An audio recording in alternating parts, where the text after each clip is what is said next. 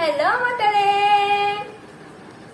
இன்னைக்கு இதில் ஏதாவது பண்ணித்தா அப்படின்னு சொல்லி பிரசனா கேட்கவே, சரி ஓகே இந்த பொரியல் வச்சு உனக்கு நான் ஒரு மசாலா பொரி பண்ணி தரேன்னு சொல்லிட்டு கடற்கடலை நான் மாங்காவை எடுத்து அறிய ஆரம்பிச்சிட்டேன். ஸோ வந்துட்டு அது நான் அறியிற கேப்பில் பிரசனா வந்துட்டு அந்த கொட்டையை எடுத்து ஜாலியாக சாப்பிட்டு இருந்தான். மாங்காய் அப்புறம் இந்த கேரட் எல்லாத்தையும் குட்டி குட்டியாக அரிஞ்சிட்டு, அதே மாதிரி கொஞ்சம் வெங்காயமும் சேர்த்து எல்லாத்தையும் குட்டி குட்டியாக அரிஞ்சிட்டு எல்லாத்தையும் ஒரு கிணத்துல ஜாலியாக ஆட் பண்ணிட்டேன். ஃபுல்லாக எல்லாத்தையும் சேர்த்து ஆட் பண்ணிட்டு அப்புறம் இந்த மிளகாத்தூள் ஆட் பண்ணுறதை பாருங்களேன்.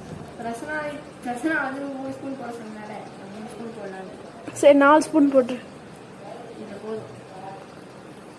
கொஞ்சோண்டு தான் போடணும். நான் பாட்டுக்கு இஷ்டத்துக்கு நிறைய போட்டு வச்சிட்டேன். அதை பாருங்கள் எப்படி இருக்குன்னு சொல்லிட்டு.